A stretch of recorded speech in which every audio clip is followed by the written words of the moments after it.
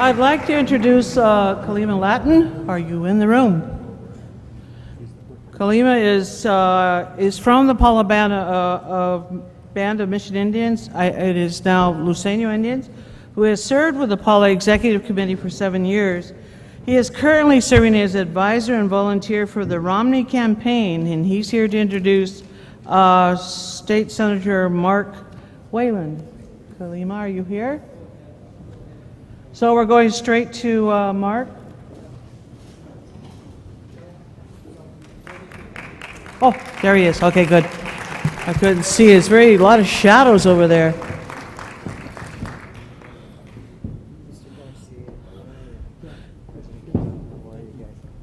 Good morning. That's what says water drop.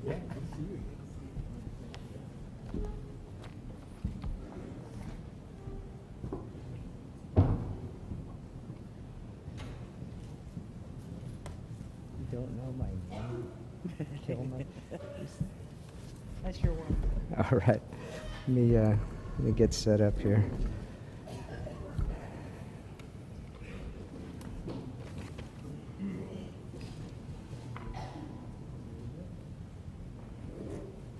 Good afternoon. Just take a second to get set up here.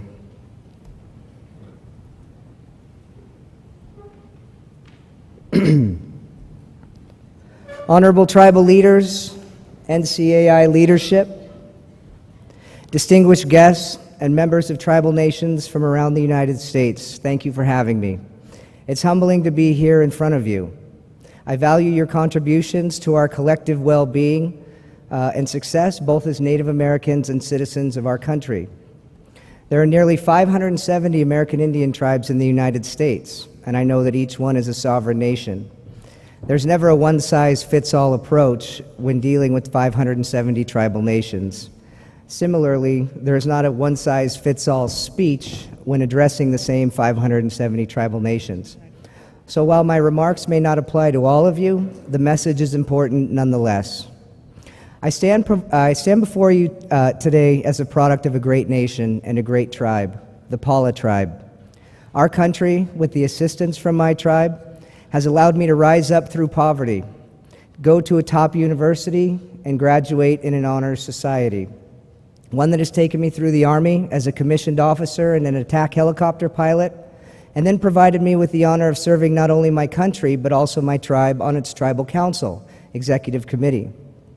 Today I have a message not commonly spoken in Indian country. Whatever your political affiliation is, I only ask for your attention, because I believe that what I'm about to say is one of the most honest and challenging assessments facing not only Indian country, but the United States of America. Picking a president is an incredibly personal choice. Some of the most passionate conversations in our lives can be had around the topic of politics. People choose politics and pick their candidates for a wide variety of reasons, everything from foreign policy to economic theories to how they look, and sadly, yes, because of the color of their skin. And there are extremists in all parties. In that regard, this election is no different from any in the past. But when we see past the deep divisions and we get around the angry rhetoric, and we peel away the extreme 15% on both sides of the political spectrum, I believe that the 70% who are left in the middle are all patriots who care deeply for our country and who want to find a collaborative solution for our issues. I believe that they want to unite and move our society forward into the future in a positive way. As more of a moderate, I like to think that I am more nonpartisan and logical in my approach to politics. I think great men and women, patriots, and brilliant ideas can be found in most political parties in the United States. This coming presidential election is about two men, each of whom in their own way are very passionate about this country, each of whom spend many countless and thankless hours serving our country, each with totally opposite views of where to lead our country and our economy, our great economy. Regardless of how any of us might view President Barack Obama's performance over the past 4 years, his election was a historic and inspiring event in our nation's history. It's proof to me that the system that we have works. It's proof that race relations have improved and that upward mobility does exist in our society. I'll be the first to tell you that President Obama is a talented and motivational speaker. I also think the president has done a good job in certain areas, including his outreach to Native Americans. I think it's clear that his heart is in the right place for indigenous peoples, and you see that with his annual tribal summits. The Obama administration has likewise been generous in its dedication of time and resources to our people. And no matter who is elected president, whether it be Mitt Romney or Barack Obama, I think I speak for all of us here when I say that we are right to expect and demand from our president and the executive branch that the welfare and success of our people continue to improve. Despite President Obama's admirable attitude toward our people and our culture, I think he is wrong for our economic future. And I think he's wrong for our economic well-being. I think his economic philosophies are hurting tribal nations, and let me explain why. Pre-contact, our tribal nations were totally self-reliant and in a perpetual era of self-determination. Books today will tell you that Indians are in the first ever era of self-determination. I say we are in a new age of self-determination. Self-determination is not a new idea for tribal citizens. It's who we are and who we were pre-contact. Since contact, we have never been successful based on what was given to us. In fact, the opposite is true. I would argue that an over-reliance on others has always hurt us, and the same holds true for our reliance on the federal government and the danger that we and all Americans face as big government gets even bigger and continues to accumulate and increase its debt. It endangers all of us as Americans. Native Americans are not economic powerhouses today because the TANF checks and the federal grants got bigger. Native Americans are economic powerhouses because of their enterprises that operate in the American free market system. Entire tribal communities and governments have been lifted out of poverty because of their successful enterprising in the free market. Let me illustrate two competing philosophies and then tie it into this year's presidential election.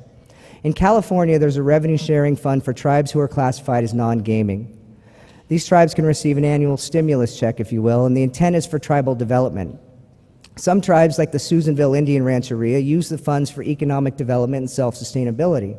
For example, Susanville took a healthy portion of their revenue-sharing money annually and started CIRCO, which is an 8A contracting entity which has allowed the tribe to expand its economic base outside of gaming, and they're currently broadening their business experience. In contrast to what Susanville has done, with the money, some tribes take the revenue-sharing money, divide it, and hand it out evenly as a per capita check amongst its membership and tribal government and employees. The Susanville plan helps their members over the long term by providing long-term economic viability, job creation, and sustained forms of investment. It sharpens their business skill and gives their membership a vested interest in paying attention to the business ventures. The other plan of dividing up the money and handing it out evenly just makes other business owners rich and only helps members in the short term. But what happens if the check stops? I have a feeling that tribes like the Susanville tribe are in a stronger position for self-sustainability. The irony of handing out money to give to people as a hand up in society is that it never fully allows for their upward mobility. Most people, and this is human nature, not just specific to Native Americans, most people will take the entitlement and use it to purchase other people's products and services.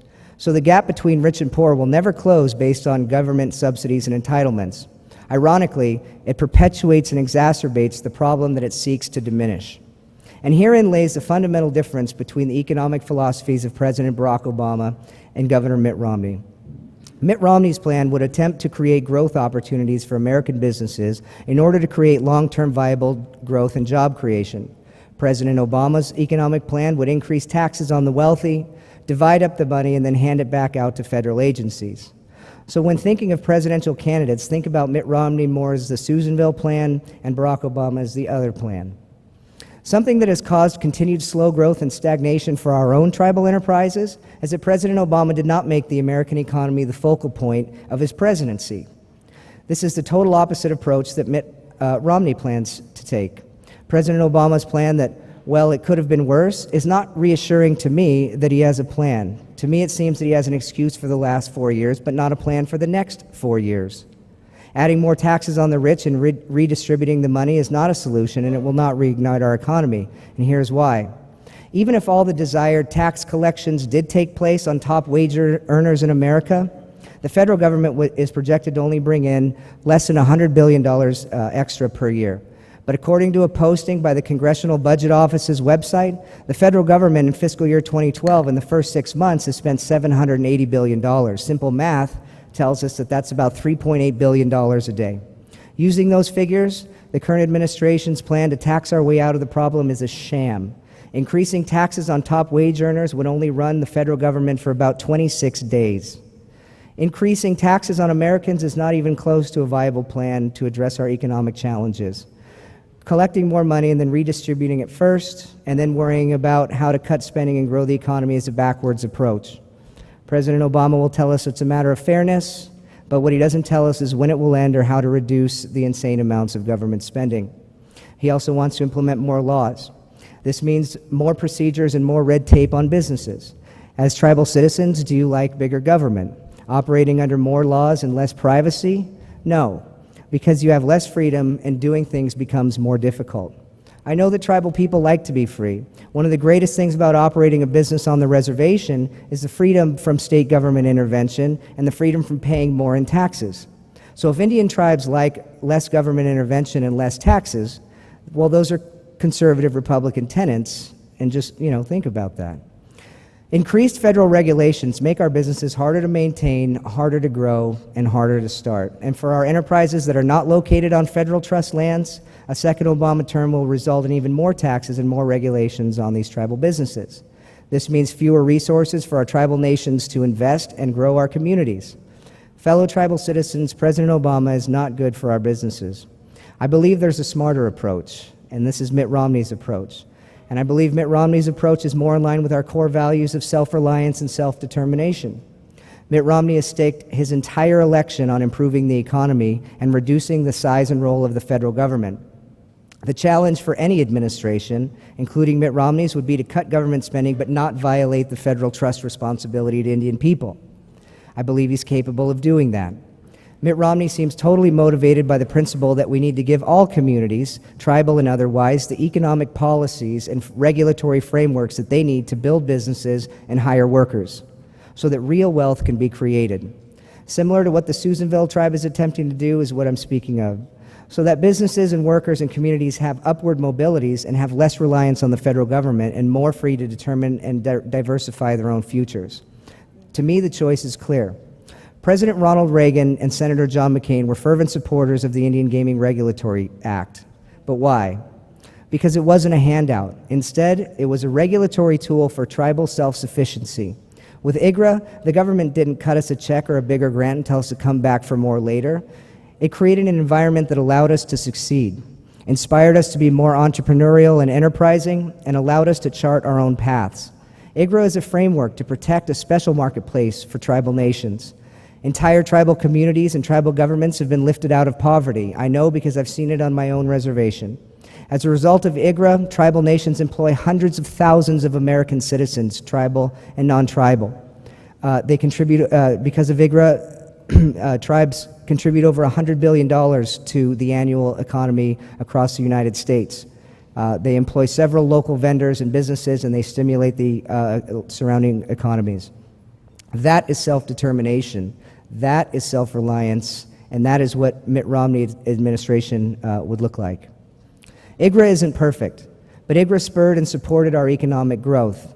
I know that Mitt Romney understands the importance of solid economic legislation better than the other candidate. I know for a fact that Mitt Romney would be a greater champion of our self-sufficiency and our self-determination. If you haven't had a chance to see the Republican National Platform for Native Americans, I encourage you to look it up. It's a very strong platform. I think it's the best one that I've seen, that I've read. So I know that Mitt Romney's administration will work to reduce unnecessary bureaucracies and unneeded layers of government in order to give us faster and better access to decision makers. I know that legislatively he will work across the aisle to help craft aggressive economic policies to give all Americans the tools that they need to succeed. Now you may ask, why should we as tribal nations care about all Americans having the tools that they need to succeed? But what is that going to do for us? Fellow tribal citizens, listen carefully. The lifeblood of tribal economies and the lifeblood of federal grants is a strong and growing U.S. economy with a low unemployment rate. Mitt Romney is good for the U.S. economy, which makes him good for our tribal economies. Remember in the early mid-2000s, the double-digit growth in our enterprises and the larger federal grants that we were receiving? They were receiving record amounts of taxpayer revenue because the economy was going gangbusters. Some of it might have been a bubble, we all know that, but that's the right tools that those are the sorts of stimulation that we need in the economy to get that sort of revenue. So whose fault was it? The Bush administration? Maybe, somewhat in the beginning. But 4 years later, it is no longer Bush's fault. Excuse me. Keynesian economic theory does not work over the long term, and doubling down on Keynesian economic theories is even worse. The Obama administration is dead set on doubling down on Keynesian economic principles. A good command of economics would have spawned a much more productive 4 years than we've had. We've not had good economic leadership. In the words of Mitt Romney, we do not have to settle for this economic growth. Let's get Americans back to work so that we have more taxpayers who can pay into strategic and necessary federal grants that can target community and economic development. Let's get Americans back to work so they have extra income to invest in our tribal enterprises. Unfortunately, the president has never had the experience of building a business, and he has never had to start or grow a business under the same laws that he espouses. On the other hand, there is Mitt Romney, who has spent the vast majority of his career in the business enterprise as a turnaround specialist. The American economy does need a turnaround, and our tribal enterprises and grant programs need the economy of the United States to turn around. I have come to take a very positive view of Mitt Romney's success as a private equity investor. I find it to be a good indicator of what his approach to our national economy would be. While earning my Master of Business Administration from the Marshall School of Business, which is a top-ranked university, I studied private equity and what it entails. Private equity is the art of finding promising opportunities, giving them a shot in the arm, and then getting out of the way so that entity can chart its own path and create its own way in the free market. It is, in short, similar to our own tribal vision of self-determination. If you ask me, Mitt Romney's entire approach to government and leadership and business has eerie similarities to our own tribal values because they hinge on the premise of setting up entities for success and then getting out of their way and letting them determine their own future. I believe that a Romney administration will reach across the aisle to craft innovative and strategic laws. I believe that Congress and the executive branch will get on the same page to stimulate real economic growth for states and tribes. I believe that a Romney administration will keep its word to simplify and streamline federal processes by reducing bureaucracies and red tape. I believe that the implementation of new technology in federal departments and the selection of talented experts in high positions in D.C. will improve the efficiency, processes, and timelines of federal operations and give us faster and better access to key decision makers. Personally, I do believe that the federal government has a responsibility to work with and provide for Indian tribes. Don't get me wrong. I'm a big believer in the federal trust responsibility. However, I believe that the correct approach to federal trust responsibility should be to achieve it through policies that promote self-reliance and grant funding that is strategic and that it promotes the protection of our resources, the enhancement of tribal economic growth opportunities, and the sustainment of our community development. But if federal trust responsibility means that we blindly expect the government to coddle us and take care of us, then we have an ever-increasing reliance on someone else. Then we will certainly face a continued loss of our own self-reliance and self-worth, because no one can or will take care of us or our resources better than ourselves. It's impossible to be self-reliant if you rely on someone else. In closing, I cannot impress upon you enough how important the upcoming presidential election is for your tribal economies because of its importance to the U.S. economy. Therefore, the presidential election is critically important for the health of our tribal economies and the strength and scope of our own self-reliance and self-determination. I know that Mitt Romney has what it takes to get the American economy moving again. He's done it before in the private sector, he's done it for Massachusetts, and I know that he can do it for America. In the most recent edition of Indian Country Today, it's clear that Mitt Romney shares our vision of self-reliance, and he will fight to give us more efficient federal frameworks with which to work. I think Mitt Romney deserves a chance to make good on his word, and I'm here to urge you to give him that chance. Thank you for your time and attention.